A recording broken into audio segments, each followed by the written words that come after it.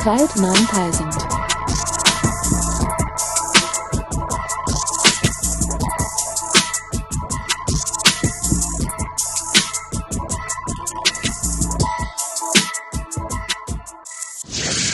What's happening, people? Welcome to another episode of the Everything 9000 podcast. Today we've got a few topics for you.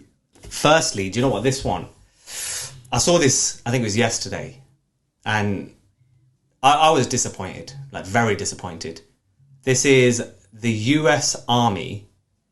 Well, it was the Defense Secretary, Pete Hegseth, right, who made the proclamation that they want their army to be more uniform and have a more professional appearance, right?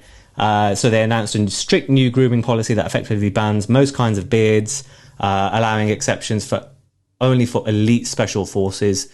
So the September 30th directive, so this happened a week ago, it called for all military branches to return to pre-2010 standards for grooming that disallow facial hair waivers. So that's how up on Sikhs, etc.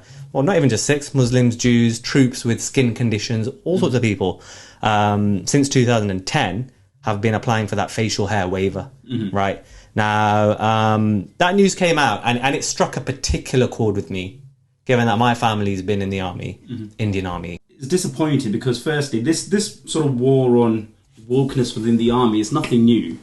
Firstly, when the Trump administration came into the power, they initially started talking about diversity hires and how you can't have diversity hires and stuff. And the level playing equal field that was being set in the army, for example, they were saying this, it was more like male aggression, like this masculinity that needs to be brought into the army. So it's in line with that, basically, the policies that they've had.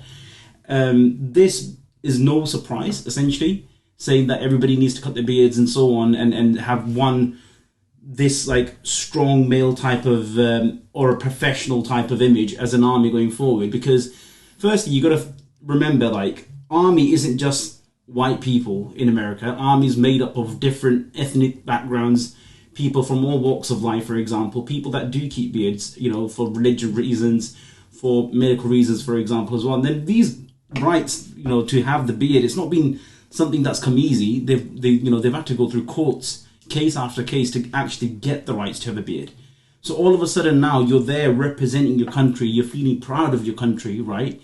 And all of a sudden you're told, actually, well, you got to cut your beard or you're out of the army. So that's that's obviously not good for any person. You can't even look at it from a Sikh perspective. I mean, we're looking at it from a Sikh perspective, I suppose, yeah. But it's beyond that, and I think it's reprehensible.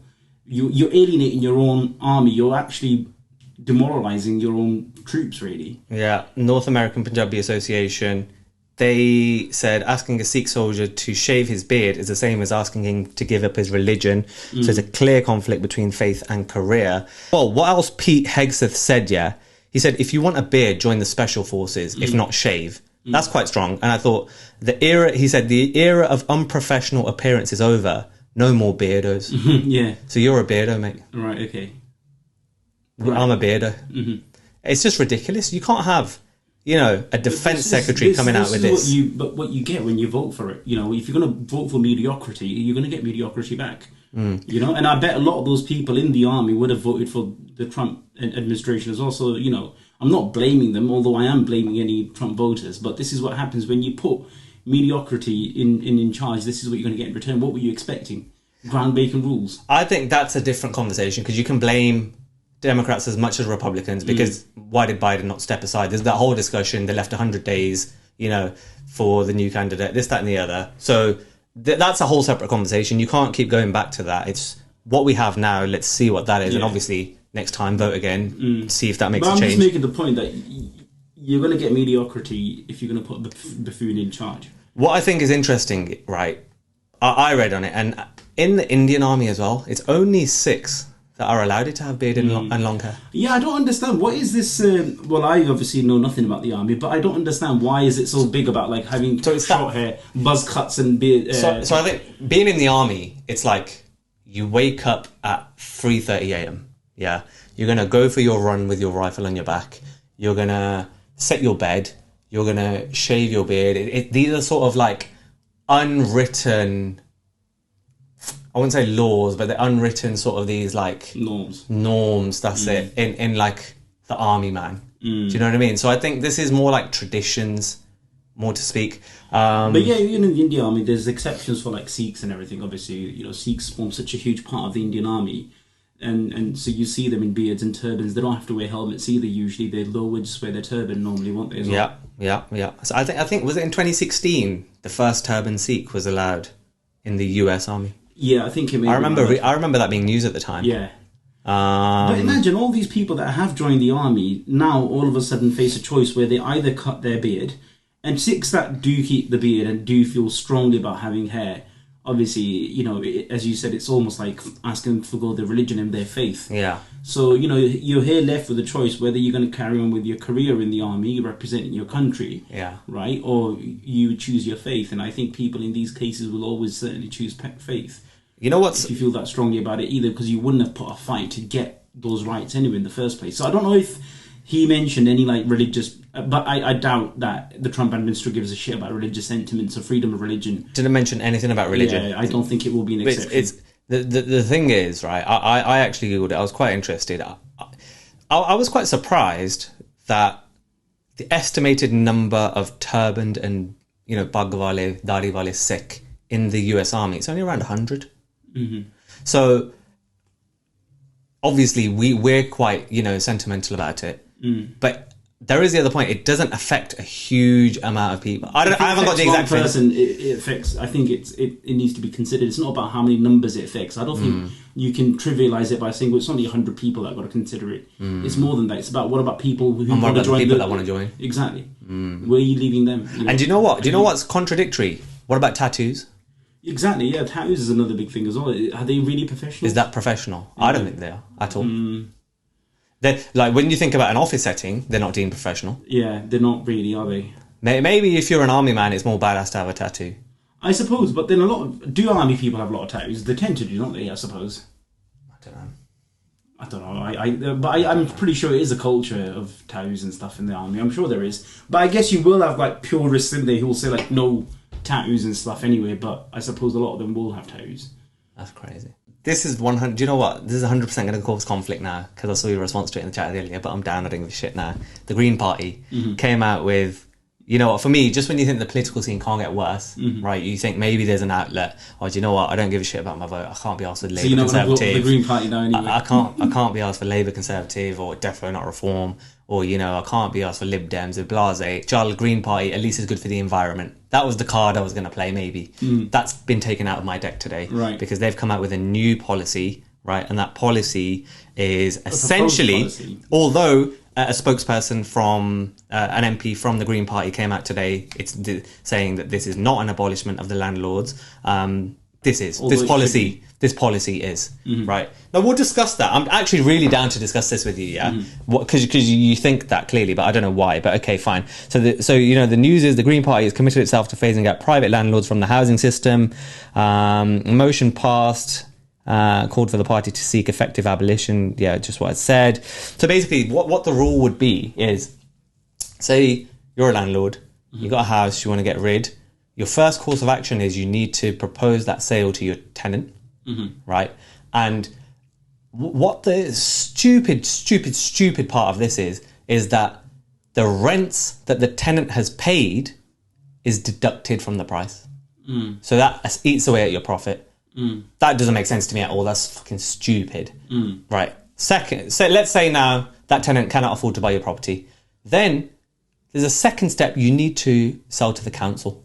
And then if the council can't afford it, which it most likely can't because they're all bankrupt, then you can go to the open market.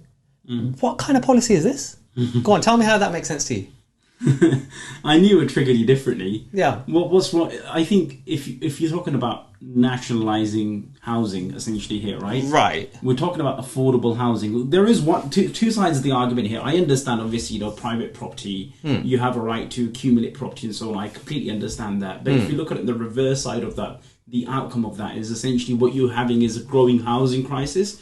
And although it's blamed on immigrants, it's not really the immigrants, but set that aside for a second anyway. Right. But what you're having is continuously unaffordable rents. Landlords, and in fact some of the government ministers are doing this as well. For example, who was it that who just quit? The lady, Rayner. Angela Rayner, and a few other ministers have been caught up in this as well, where for not paying their tax. Not just paying the tax, but generally speaking, you can't serve a notice on a tenant with the intention of selling the property, right? And then getting rid of that tenant, then actually not selling the property and putting it back on rent for a higher price. So that case, I agree with. Yeah. And there's bad landlords, and you should deal with them. And by the way, though, tenants have a lot of rights under Labour. I think they should do, shouldn't they? Okay, fine. They shouldn't get kicked out, of course not. Yeah. No one advocates for that. There should be a reasonable time period, call it 3 months, whatever. Here's your notice. At the end of the day, it is the landlord's property, right? But the point being, current tenancies under the law as they are, and under this government, are very favourable to tenants. Are they? Yeah. Okay. I mean, I wouldn't say... Is it favourable to tenants? It should be favourable to tenants. That's my view. I suppose that's my socialist view on that. Right? Well, you did law, Section 24, Section 26. Yeah, no, I understand. I fucking forgot those like years back, mate. I've not touched those books since second year. Right. Which is about 10 years ago. Yeah. But it's that point aside. But as I was saying, generally speaking, my viewpoint anyway, generally is that one person shouldn't be allowed to accumulate so many properties and dominate, essentially. That's my viewpoint, right? Again, you're going to the extreme? I'm not going to an extreme. I'll explain to you why I said I love this, because it rattled you when I... No, go on. I'll give you 10 points against, but go on. No, that's fine. You give me those 10 points. I will. Right? I'm not going to say you're going the extreme here, right? Okay, yeah? Yeah. But generally speaking, when you look at how property gets accumulated by one person or by one group, okay, yeah, to the point where they start dominating and they start setting prices and so on, and rents that are extortionate. People are priced out of cities. People are priced out of London, for example. London's a prime example. Bath, Bristol, these types of cities, you can't get affordable housing in those cities whatsoever, for example, right? And even like West Bromwich. But the government will provide affordable housing. I think so. So councils are already struggling with social maintenance. Yeah. Landlords, they actually renovate and reinvest into their own properties. Come on. Right. That's debatable. More than a council would. Right.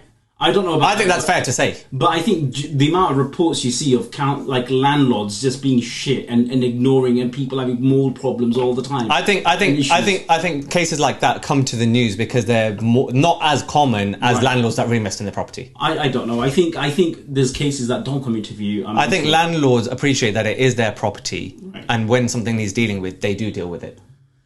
Not all of them, I think. Okay, yeah, obviously not all of them. Yeah. But the majority do. But then you look at the efficiency of how a council-owned property will be run. And I suppose you've got a point there. Will council be able to run it better? But you would hope at least that the council not going to charge as much rent as a private landlord would, because for a private landlord, everything is about squeezing out the last penny. And yeah, as it should be, that's fine. You've invested the property. You're entitled to the... I think, again, you're looking through the lens that every landlord squeezes everyone for their penny. I don't think that's always the case. I think about 90% of them do. Where do you get that figure from? So you tell me, how many landlords do you reckon don't squeeze out their landlord tenants for every penny that they can get? What do you mean? So we haven't got the figures, though, have we? No, you've made an assumption. Is the point there? But then so when somebody buys a property, do they not buy it with the aim of getting the profit? No, we speak to a lot of property owners in the area, in West Bromwich, in Oldbury, in Smethwick, etc. And there's a lot of agents in this area, and a lot of people know the going rates for a house, a 2-bedroom. That's a going rate. I was speaking to the other day, and he was I'll probably bleep his name out, right, but this is our friend. He was going to put his house up for rent in Walls. I was like, oh, is it 2-bedroom, this, that and the other? And I said, how much you putting it out for? He said 1,100. I said, yeah, that's about right. So there is an accepted normal rate. No, and I think in the majority of cases it's known. Not okay. And then there are cases where they're putting you in a room for £600. They're taking the piss. Yeah. But a lot of them get stick and they don't last that's either. Fine, but even like having it at a rate, for example, £1,100 for a property in Wolverhampton, for 2-bed property in Wolverhampton, I think is quite high anyway. Was it 2 or 3? I can't remember. But whatever it is, but I would say paying for a property in Wolverhampton, £1,100 for that per month, I think is quite excessive considering the type of area it is. But if that's the going rate, that tells you how ludicrous it's gotten. That's the point I'm trying to make here. If you look at a property here in West Bromwich, it's going to cost you £800-900 per month. Again, for the area that West Bromwich is, I think it's ludicrous that you were to pay that amount. You know, in London, you can't even get a room for £1,000 because it's accepted that the going rate. No, you do get rooms for £1,000. No, but you'd be very, you'd be hard to find. No, I know a lot of people that rent for that price. Okay, but then even then, like a room, for example, for £1,000. That's quite a lot. Yeah, but you need to consider the job opportunities around it too. And shops and facilities, everything. No, that's fine, but what's the average wage in London? West Brom has been quite gentrified too. There are good facilities. It's not a shithole. It's not a shithole, but would you pay £1,100 or £900 or £1,000 for a property? If it's close to my work, why not? Okay, that's fine, that's you, mate, but I think that those prices, now they're accepted, right, just goes to show how far we've gotten along that road of... Compared to what? What are you expecting? I don't know what I'm expecting. Because there's interest rates on mortgages and they're out of hand too. There's inflation. They're out of hand. Of course, I understand that, and we've got the Tories to blame. So what do you want? Do you want a room for £200? Like it's not even £200. What do you want then? But it would need to be. What I'm trying to say to you is, if a landlord sees that, your point was that in your opinion, 90% of landlords fleece tenants for money. You said squeeze out the pennies. Yeah. So you're saying to me that if you rented a property, you wouldn't try and get the last penny that you can. If there is a no. So if there's so if let's say you've got a house, right, and you know that the going rate for this house in this area is £1,000. Which agencies set, by the way? No. Many people go through agencies and they say, look, in this area, mate, you're looking at this much. Yeah. Okay, cool. So that's fine. So are you not then squeezing out every penny that you can How get? is that squeezing out every penny? That's an accepted rate. If that's an accepted rate, but what I'm trying to say to you, if you thought maybe that's too much, would you say, actually, no, I'm going to go in at 800? Would you do that? What do you mean? Of course I wouldn't. So that's what that's stupid though. You're not going to say no to money. Exactly. But accepting an accepted rate doesn't mean you're squeezing money out of them. No, you're going If I'm looking for a property, I know, okay, in this area, that property would cost this much. Okay. If I'm renting in this area, property, because that's the way the market works. That's the way market works. But I'm not blaming you. I'm blaming the market here, right? When you go into any sort of business as a landlord, right? Or not even as a landlord, if you're blaming the market, then why should landlords be punished? No, I'm not saying landlords should be punished. What I'm trying to say to you, you're taking the point I'm trying to make. You're not letting me land it because you keep coming in with these smart comments. Land it. Go on. Yeah. What I'm trying to say to you is that when you are a landlord, a private landlord, your aim is to get the maximum profit. Would you not agree with that? As in, you would want to get whatever is going for that profit, so you can maximize your profit, right? You're not going. Everybody's trying to earn income. Yes. No. I'm actually being serious. Go on. I'll stop. I'll be quiet. Go on. What I was trying to say to you is, like, when landlords trying to maximize profits, for example, you are going to go in with the mindset that if you can get away with painting this wall, you'll do away with it because it sort of decreases your sort of expenses. Or if you think you can get away without replacing that door, replacing that lock on the door, right? Usually, what a lot of tenants do have that problem. There is a perception that like properties that are rented are not done to a good standard, generally speaking, right? They're done to a bog standard, average standard for a property, but you still try and get as much money out of it as possible from a landlord, right? So that's why I'm saying to you, generally speaking, if we can move away from the culture of having all the properties, or having one person having 10 different properties in one hand, and if you would then centralize it and give it to the local councils, and we'll talk about council efficiency. That's not a conversation that we can have that separately, right? But do you not think it'll be a lot fairer? And do you not think that rents can be controlled much better in that sense, and quality of properties? Absolutely. I think there's a difference of opinion there, because you're completely ignoring where people have brought new properties to rent out. Mm-hmm. So there's no issues of standard of living there. Mm-hmm. So I think you completely alienate that market. Yeah. Right. 19% of the housing market in the UK is rented, by the way. So that's a fifth.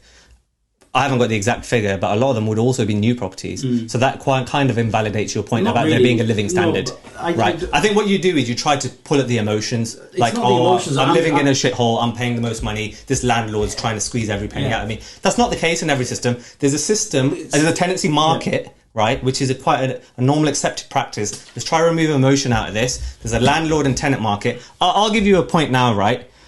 2 points. Firstly, you say you want a decentralized council. Wait. We had this system for since Thatcher, basically, when Thatcher sort of privatized housing, right? During Thatcher's time, a lot of the housing was council provided, right?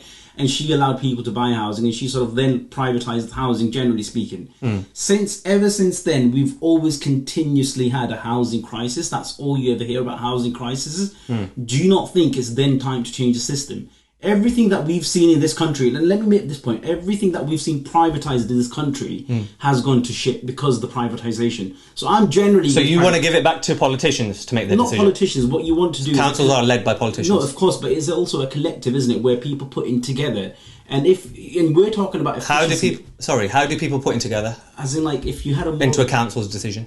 Because you're paying council tax, you're paying you're paying rent into the council, you are putting money in together in that sense, right? No. My point to you being... more uniformed, then it's a good thing. My point to you being is, rather than having an open market where you've got a choice and free will, or between a politician and council deciding for you allocation...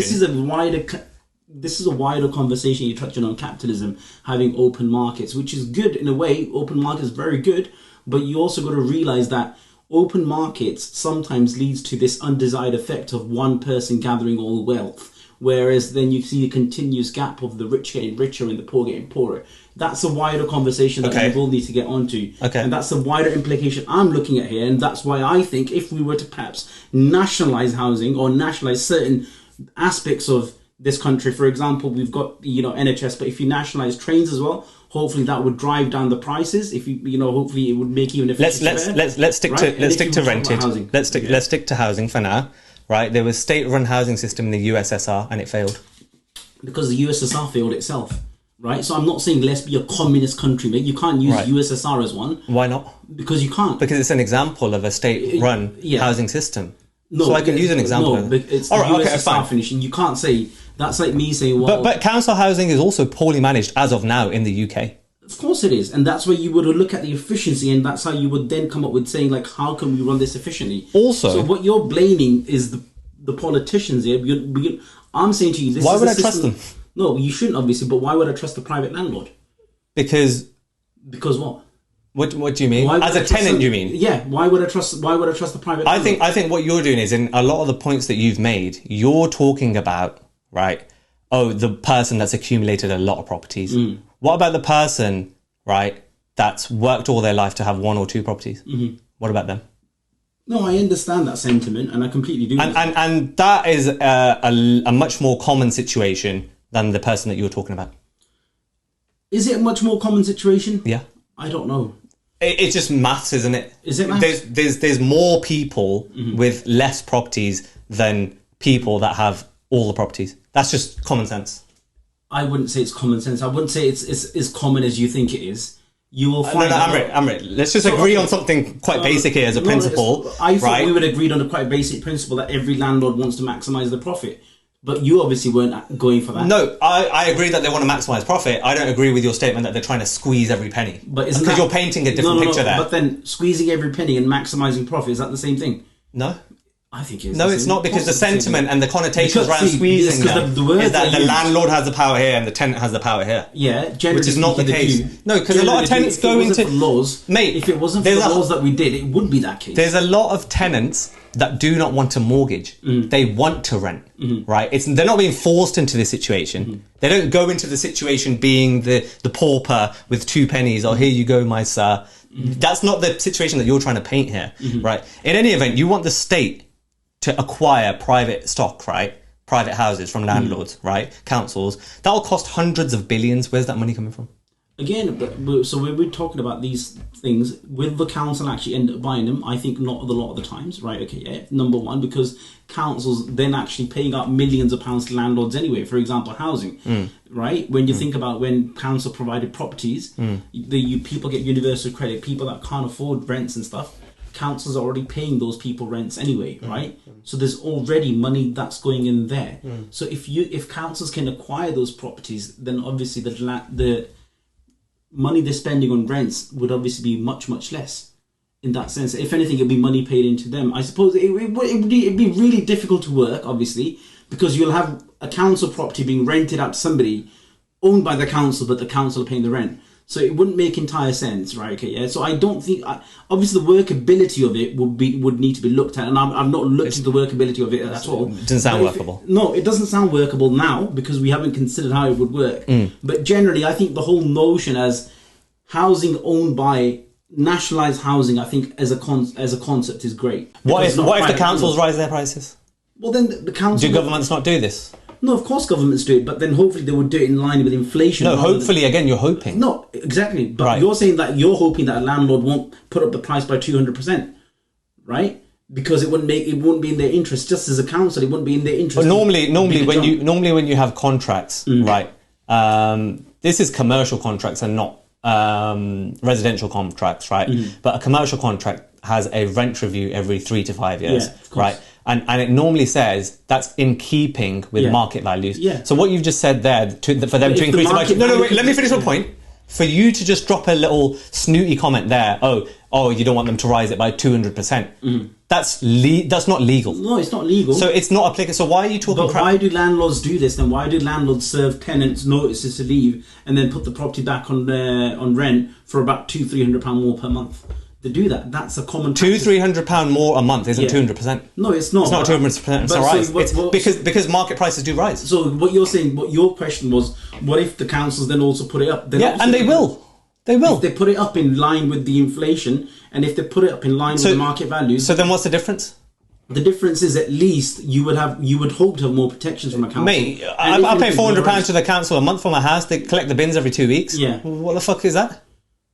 I could get it done privately for cheaper, mate. You reckon? All the money going into councils, and the fact that Birmingham Council right now is bankrupt, I think it speaks a lot about a mismanagement of finances. No, there is a mismanagement. I wouldn't trust them with my camera. Yeah, but look, when you talk about why councils are going bankrupt, there's more. I don't see why you see the positive in this. I think you love this ideology of social housing, but you need to look at the pragmatism and the reality. No, but then you need to look at the pragmatism and reality of private landlords. Right. It's not working properly because there is a housing crisis, there is a rent crisis, mate. Yeah. Do you know what the solution is then? No. Right. The solution is like the government targets to build more houses. Yeah.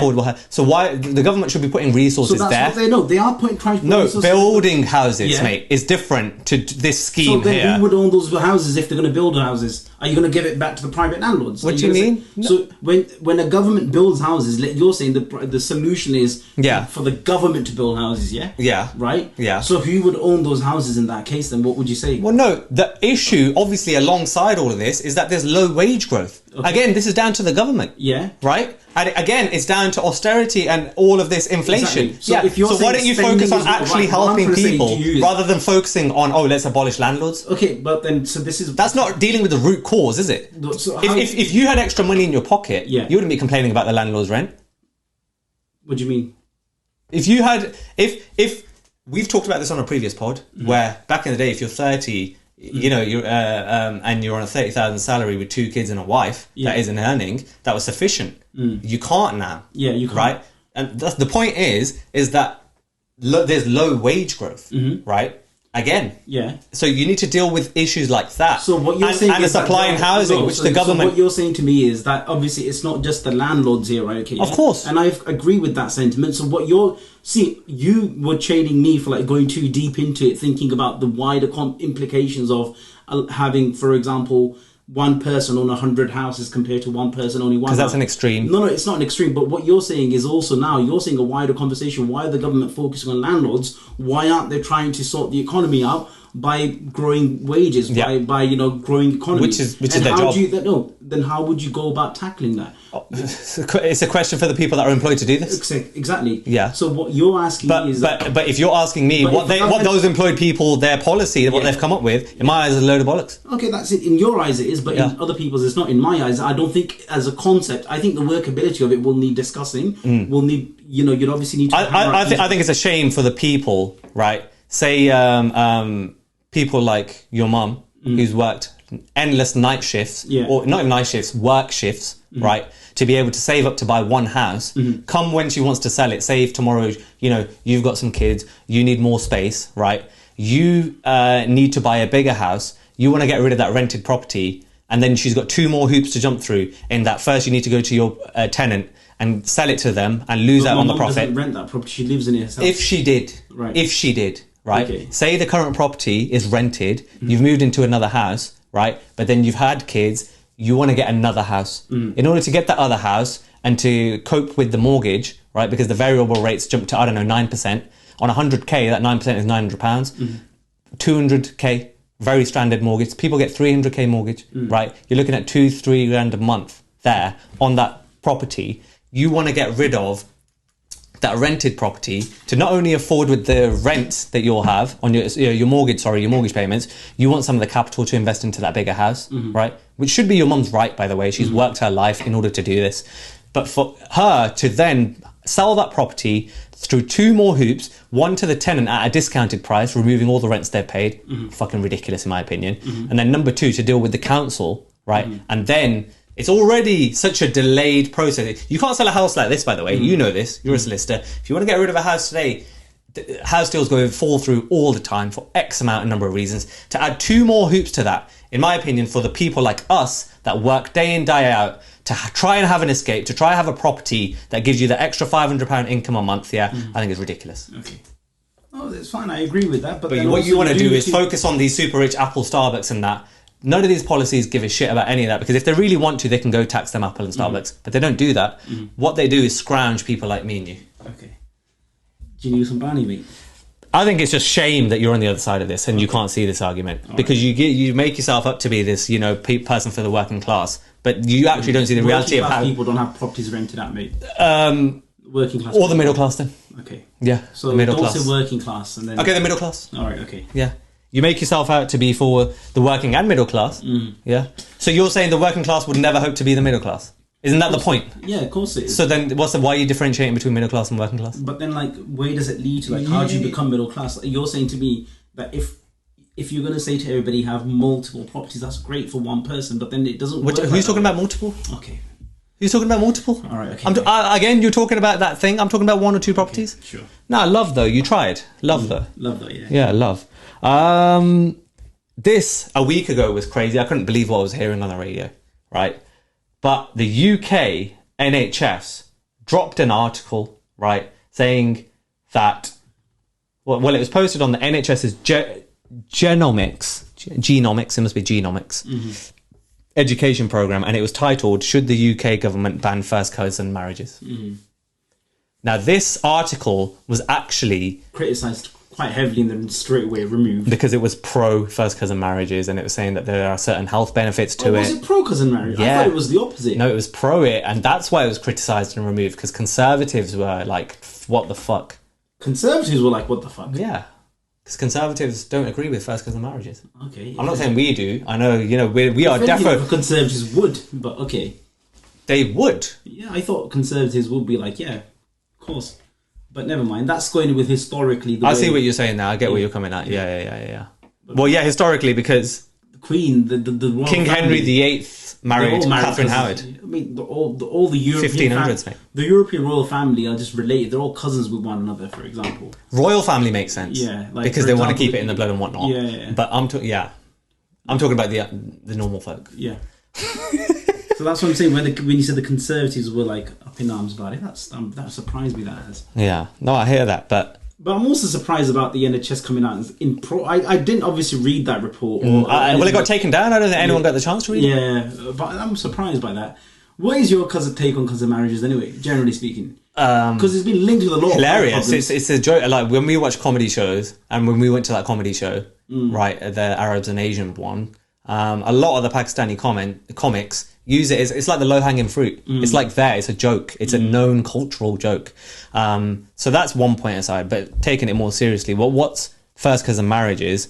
Are there medical benefits? Is the NHS in the medical benefits to having See, it's difficult because the actual article has been taken down. If anything, it would have been like saying these are the, I suppose, generally speaking, why people have cousin marriages. Generally, the people that would have cousin marriages would say, well, it's better because the families and stuff. It's all within that jokes aside. Yeah. That's one of the main reasons as to like why they say that your family, then essentially is within the family that you're not going to have any external conflicts because you already are part of that family. Yeah. And there's that familiarity essentially with it. Yeah. And because of that. So that's the general reason, I suppose, why a lot of people have cousin marriages even till this day. Generally speaking, it causes, if the cousins have children, it causes a lot of genetic defects and it's really bad health-wise. Like you can have cystic fibrosis, thalassemia. I wouldn't say it's loads, but it's more than what you would expect in like a non-related couple. Yeah. So I wouldn't say it's like a lot. By the way, you'd be surprised. No, there are a lot of cases and a lot of children die.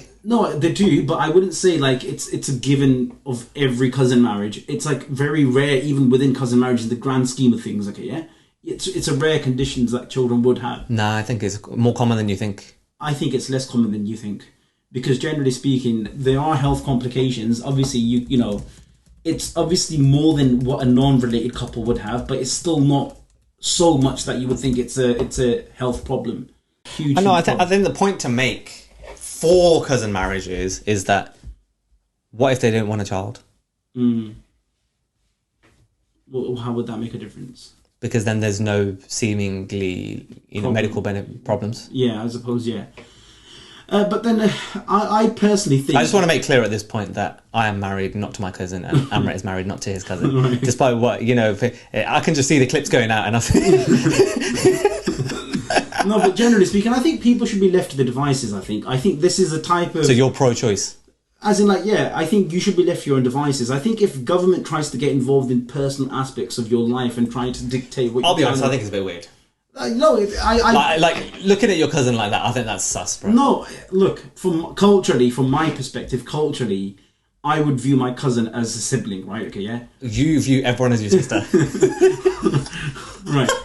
That's point aside, but I personally don't agree with it. But if the next person says I want to marry my cousin, I'm not going to be the one to say, well, that's morally wrong, or I'm not going to impose my morals on something like that because I hear that. But deep down, would you think that it's a bit weird? No, it's not about me thinking it's weird or not. It's not for me though, innit? Like if somebody was trying to force me to marry, no, I don't think you can say that for everything though. That's like saying, oh, paedophilia is not for me. No, but then I wouldn't judge the person committing it. No, but it's not the same thing as paedophilia. Of course, it's not the same thing. But it's not something that you can't not have an opinion on. No, it's not. I do have an opinion, and I think if a person wants to marry their cousin, then they should be allowed to. No, I think what I'm trying to say is it's something that you can enforce your morals on a little bit if you want. Not necessarily. Because it's not. You're trying to you're trying to say because incest is frowned upon, right? Right, obviously, yeah. And this is very close. Is it close to incest? It is close to incest in a way. It is, yes, I suppose. But so do you see where I'm coming from now? No, I see what you're saying, but I also think that there are certain things when you have to weigh up certain cultures and certain contexts for you to then enforce your view on those and say, well, I think this is completely wrong. Right? Okay, yeah, I think that's a slippery slope. No, we're talking about the laws of the UK. No, we're talking... Obviously, laws of the UK allow cousin marriages. So what's your viewpoint on that? That's what I'm saying. So it doesn't allow marriages between a brother and sister, but it does allow marriages between cousins. Okay, yeah? Yeah. So in that sense, I think the law is perfectly where it needs to be, and it doesn't need to be changed. It doesn't need meddling from the government to say whether you should or you shouldn't. I think it should be like... I think the law on this is just right. I think it should be third cousin. Right. My bad. I think third cousin. Okay. Maybe. I think first cousin, I think that's crazy. I think it's the person's choice. No, we know your point, Amrit. Stop being fucking diplomatic. Let's just... I'm not being diplomatic. All right, yeah. The person's choice. All right, yeah. I'm just saying, for me, if that's your first cousin, that's crazy. Okay, but then I think it's the person. I know you think it's crazy too. I don't. I know. I don't know why you're being so fucking like that. But I don't understand. Why do you think that if you don't agree with my view? Nah, I agree with your view. I don't agree with your view. I accept your view, and that's fine. Yeah, but I think your view right now is very like BBC. Right. But then if that's my view, then that's my view though. If it's BBC or if it's I'm just trying to break you. I'm just trying to break your view. But it doesn't work, does it? It doesn't matter if my view is BBC. So do you think do you think Sandeep's attractive? Of course he's an attractive guy. Of course, yeah. I think he's a very attractive guy. Does Sandeep know that you think he's attractive? No, because I tell him he fucking stinks and he's ugly, which he does. So is that your way of hitting on your cousin? Yeah. So I don't see your viewpoint here, mate. No, I don't know how you don't see my viewpoint, but that's fine. Right. I think if law does intervene, I think it's maybe you break it down in to be fair, we are talking about first cousin marriages. Right. That is a distinction. We're not talking about second or third cousin. We're talking about first cousin. Of course, that's what I was referring to the whole time. Oh yeah, I just clocked it. The law shouldn't interfere in that. You got to look at it. You got to respect cultures, whether you agree with that or not. You can't say, "No, I've understood that point." Then it should be that. Well, I think if incest is wrong, that's brother and sister, and you just said you look at your cousins as sisters, what's the difference? But then the next person doesn't though. So why am I enforcing my view on that person? So if the next person doesn't see the cousin as a brother or sister, then that's their thing. But you just said the whole point is that culturally, it's the families are intertwined. It's just easier. This, that, and the other. But that's the viewpoint. That's what the case is when you're brother and sister.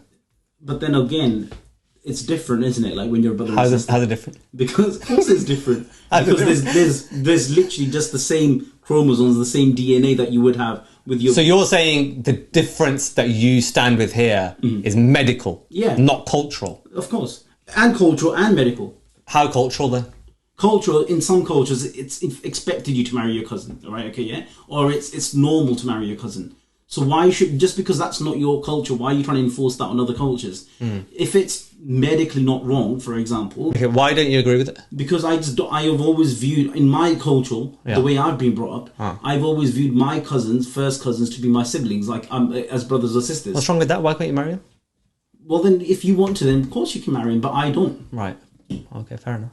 So, I'm just trying to think why I don't understand like why you got such a problem with this, but you loved Game of Thrones when Jaime and it was fire. Cersei were like going at it. Fire. But that's a hot couple. And you know, high in the family. I see it. I saw that. You could convince me in some cases, right? And also, like, you've had cousin marriages between the royal families the whole time, mate. Like, you know. Not recently. Not since the 1500s. No, not the 1500s. I would say as recent as the 1900s, like 1800s, you've had cousin marriages between the royal families. Yeah, they're all fucking related, mate. That's why they all have like so many medical issues as well, health issues. A lot of them. There were a lot of like heirs that used to die. For example. Did you see Gary Neville?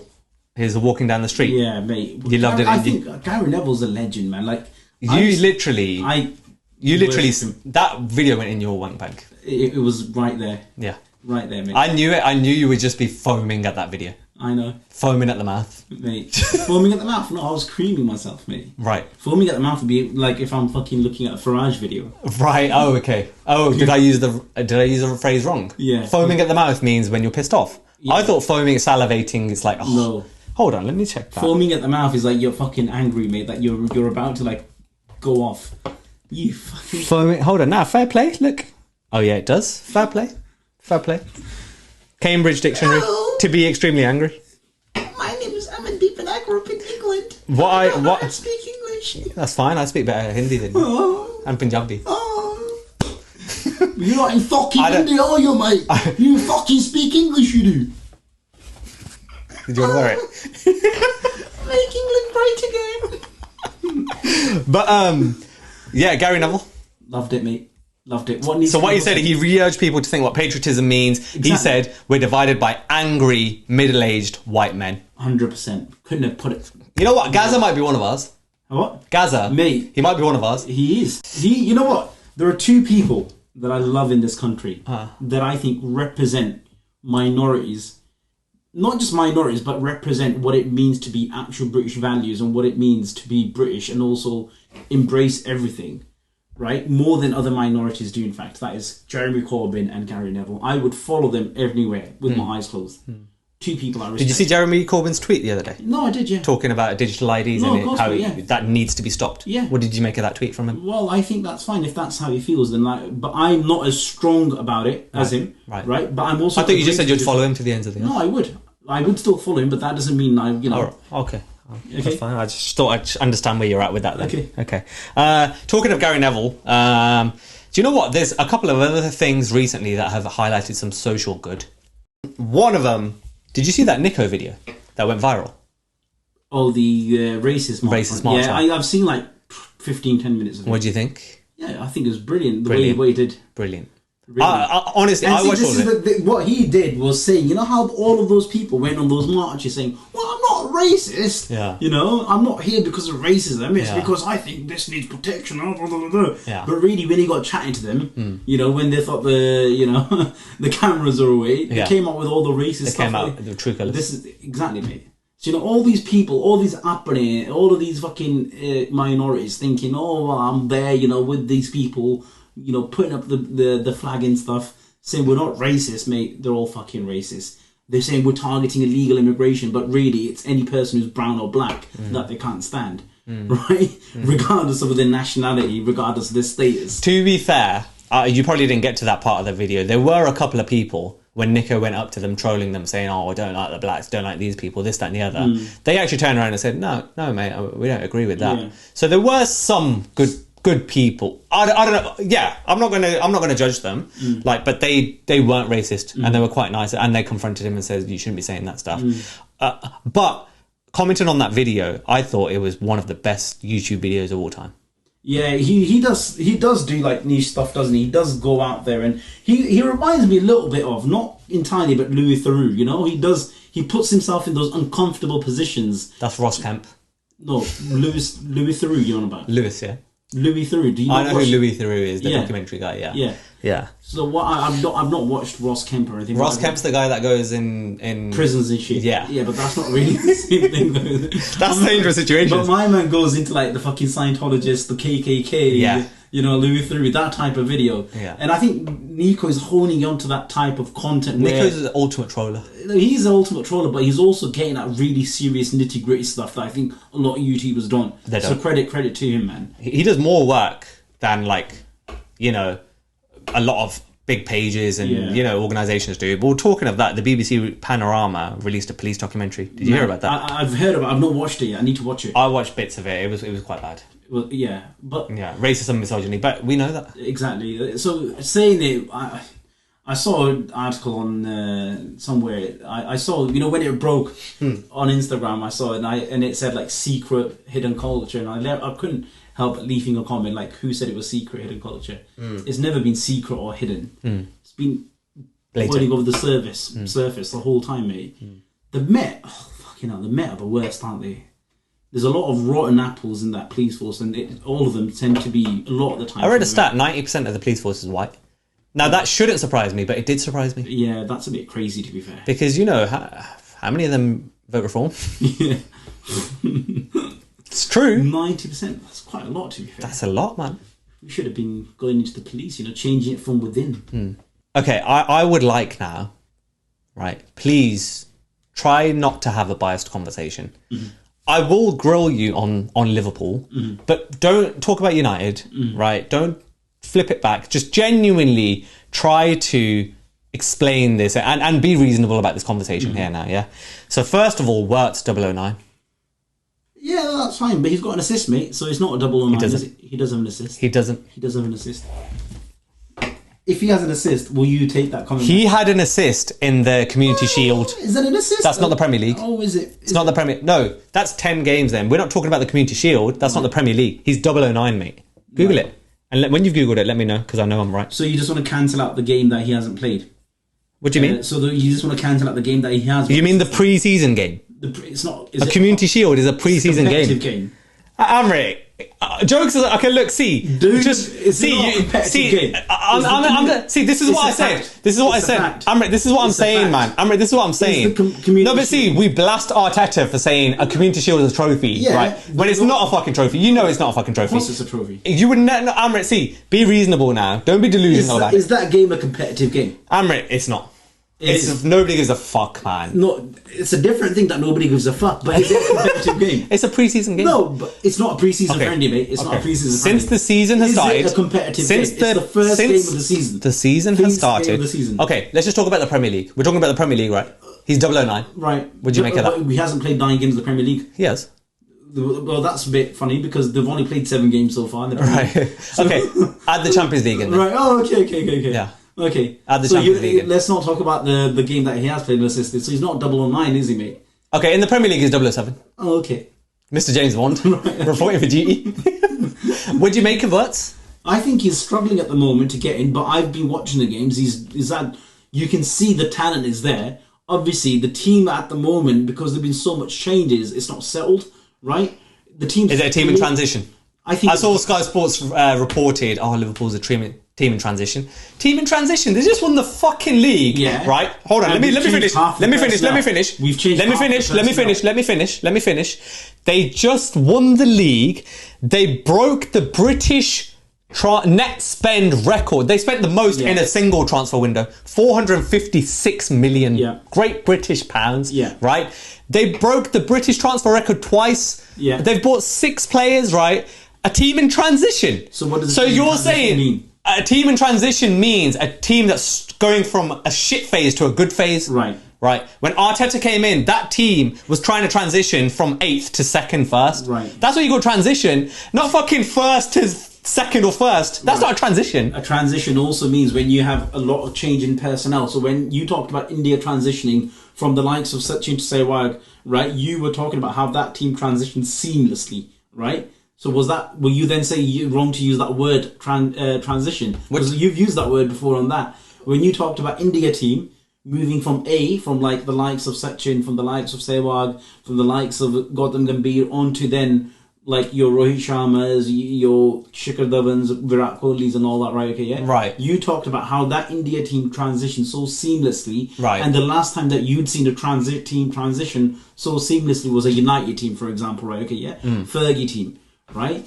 So are you not contradicting yourself by saying this is not a team in transition just because we won the season last season? I think what I'm contradicting... No, but... I agree with you there. Let me finish. I said I agree with you. So we've literally bought in 6 players. fullbacks. 6 literally we've replaced, and those 6 players are first team players, by the way.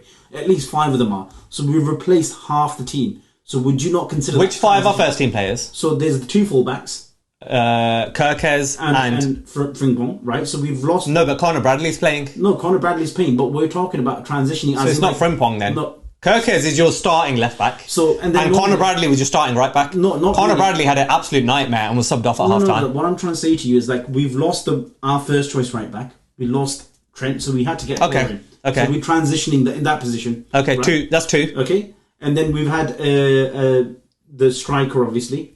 You know, which one? Isak. Right. We had obviously Luis Diaz going. He was again a position that needed to be replaced. We had to bring in Ekitike. Although Ekitike isn't necessarily... He's a striker. Yeah, but then he can play there too. So that's another position that's transitioning at the moment because Gakpo... Gakpo plays there. No, he hasn't been starting the last 3-4 games there, has he? No. But he's the one who's been coming off the bench and actually contributing there. No, but then so it's a position in transition though, isn't it? Because we've had Wirtz playing there, we've had Ekitike playing there, and we've had a couple of others playing there, and then we've had Sobers. I don't count that one, but go on, carry on. And then there is the midfield position, for example, right, where we brought in Wirtz to start essentially, right? So he's basically taken Soberslai's position, although ironically Soberslai's been the best player for us this season so far.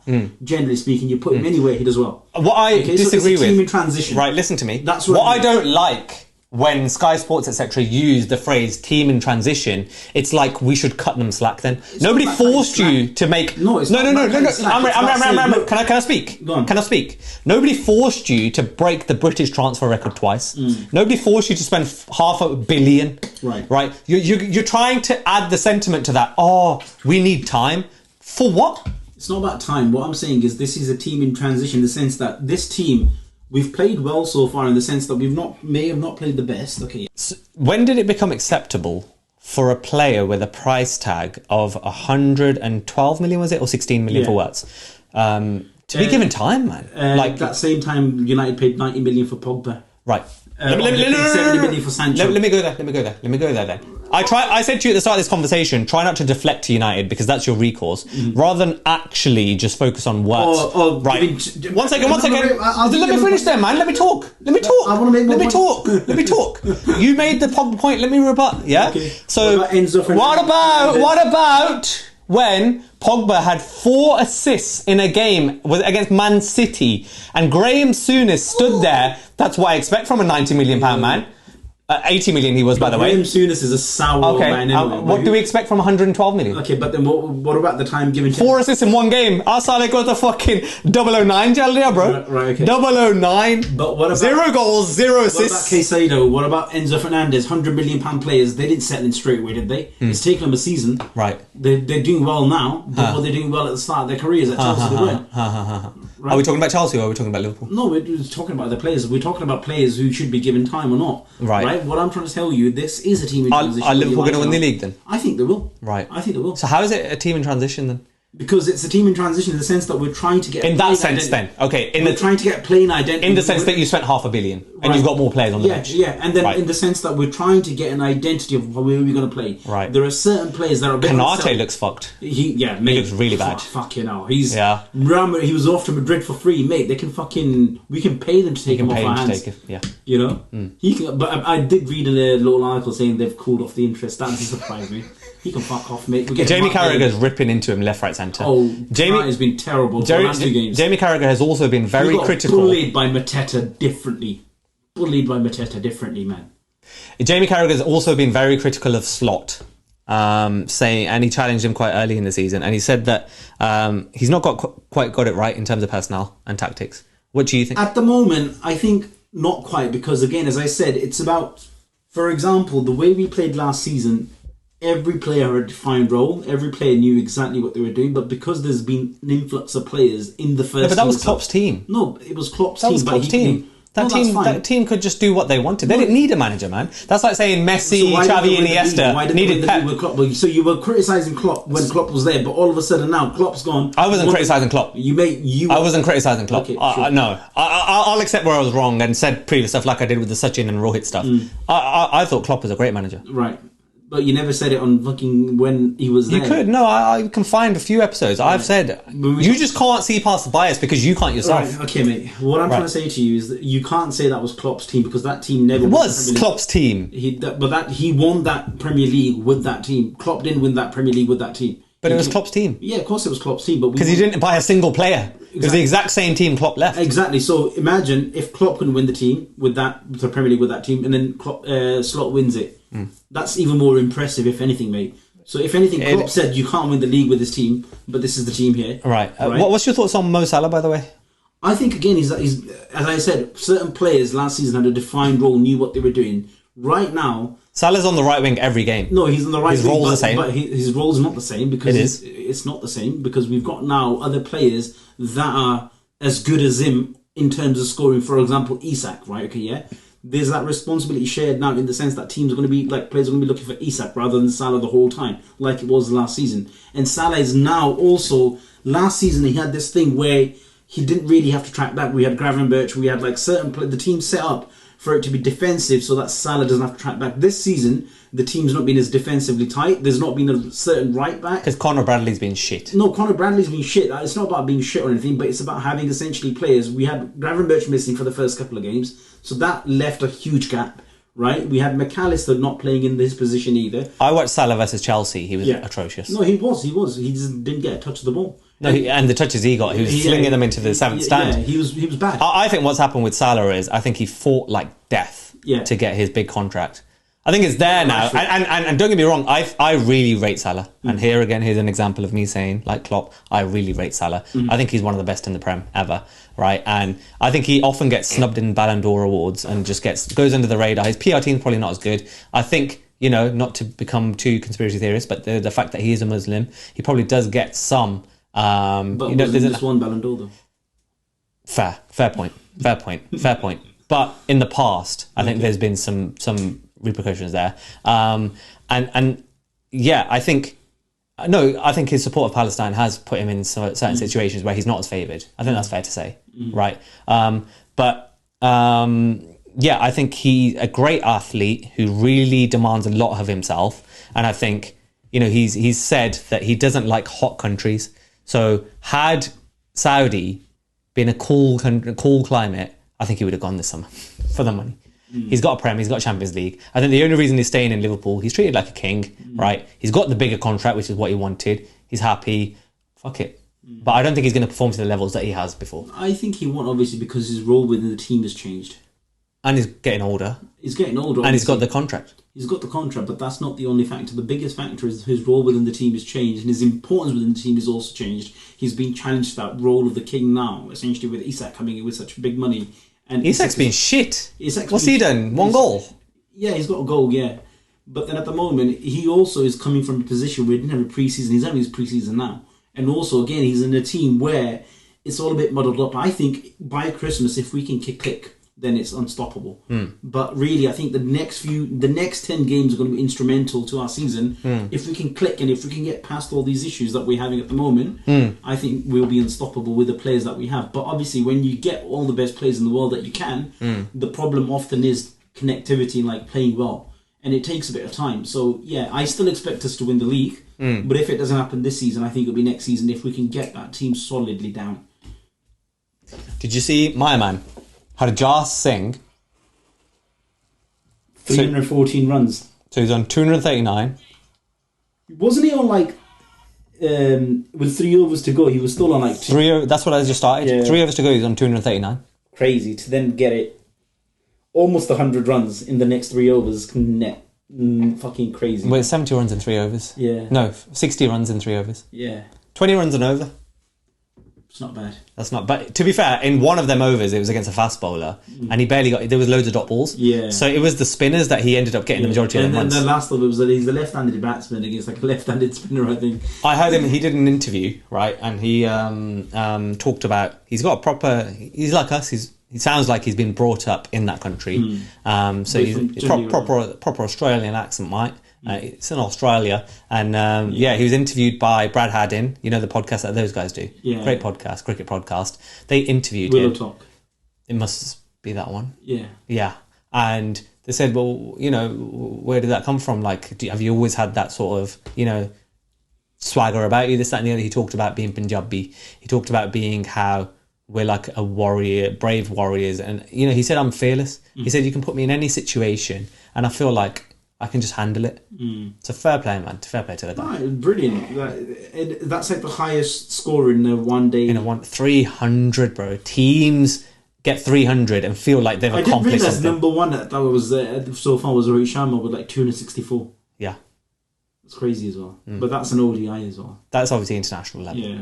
I'm sure there's a first class score where that has beaten 264. But getting 300 is ridiculous. It's ridiculous. What was the team score overall in that case then? Yeah, good question. Great research, mate. Yeah. Last question, man. Last question of this pod. Jim Wednesday. Jim Wednesday, mate. 100%. You sure? Buddy. Is it? I thought you'd flop this week. Because you did turn up. You turned up half an hour late. But because you feel like you turned up... You know, after you left, Goodpage was like, yo, he'll feel good after that. And I said he will. But if he does the full session, he will feel so much more. Like dopamine. You know that natural dopamine you get? Yeah, no, I ate clean for that rest of the day. That's good, man. And then not on Thursday, though. Same. Fucking went into the... You know, on Thursdays in the office, that's when I'm going to go in. And, like, we have a coffee and donuts. Cakes. We have, like, coffee and cake, like, half an hour between 11 and 11:30. Everybody gathers in the kitchen and we just have, like, coffee and cake, just get together. And every Thursday I say to myself, I'm not going to go for, like, the sweet. And every Thursday I fucking end up gorging on it, like, to the point where last What Thursday... donuts do they have? No, it's not even donuts, it's various cakes. So, like, last week they had cookies, you know, like, those shop cookies, Greg's cookies, those big ones. They're nice, though. I had 3, mate. Nah, that's fucked. That's different. That's fucked. That's fucked. 3 white choc chip. Those ones, yeah. So, like, I had the milk chocolate and the white chocolate one. It was fucked. Bro, 3 is fucked. I'm telling you. I'm sorry, that just caught me off guard. Mate, I couldn't fucking stop eating. No, I get the urge. Just eat, which I'll eat 1. Yeah. But you don't need to eat 3, bro. I had 3. And I didn't have 3, like, I'd take 1 cookie. I just had 3, like, I just snapped half cookie. Yeah. And half of that. Yeah. And okay. And then I was trying, and then I went back for the other half. Because it was still there, you know, if it's still there, why not go for it? And then I just take another bite off that one. Before I realise I've had 3 cookies, mate. If you gave me 3 cookies in a plate like this... You'd never eat it. Yeah, because I was just like taking a bit off here, like a bit off there. But it was 3 cookies in the end, because I was the only one biting them off, as it turned out. And I ended up with 3 cookies, mate. I felt disgusted. Wednesday's legs, mate. Buddy, I'm there for legs. You're weak on legs. The story will be up. You're weak on legs, but not me. Fair play. Fair play. If you'd said about chest or any other body like part like that, I'd be like, okay, be a struggle, but not legs, mate. No, you always have one thing that you're like, you can compete with me on. I wouldn't say you're better than me, but you can compete with me on. Right. Like, Charles, running, long distance, not short distance, because I'd fuck you in a sprint. Right. Long distance, Charles, you can do me. You know, cycling, okay, maybe. Maybe. Swimming, you can't even get on a bike. Swimming, maybe. You can't even swim. And then legs in the gym session, maybe, to be seen on Wednesday. But besides that, you could probably list every single physical activity. Remember when we played darts last week? Bro, what happened? You think... What happened at darts? You think your chicken legs will have any competition for me, mate? I've got Roberto Carlos legs, right? And you got Peter Crouch. Roberto Carlos now. Mate, Roberto Carlos anytime.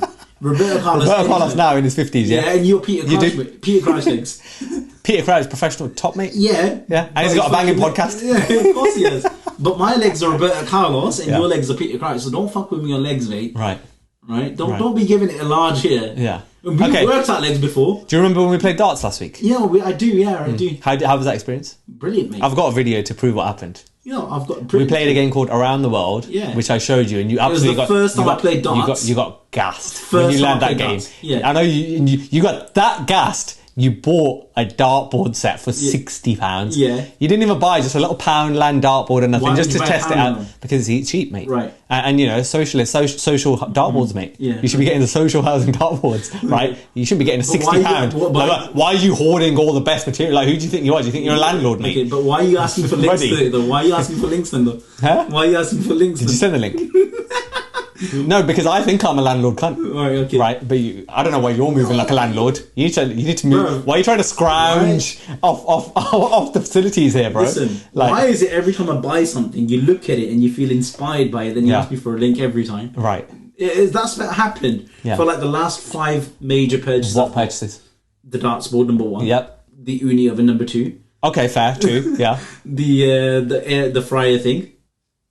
The chips fryer thing. No, I would argue that was influenced. That was influenced by the personal experience I had of the falafels. So that's my personal experience. Yeah. So that's my personal experience. The falafels, I fed you out of that. Yeah, fair. But that was my personal experience that led to that. By the way, I've not used it since. No, of course you We used it once in the Disney Apprentice. Right. Of course you which coming out soon. Yeah. But it's not been used after that. Okay, mate. I could count other things. All right, man. I'll see you on Wednesday. Let me know if you need a link again for anything else. Yeah, let me know if you need to pull out a Wednesday session. Right, okay. All right.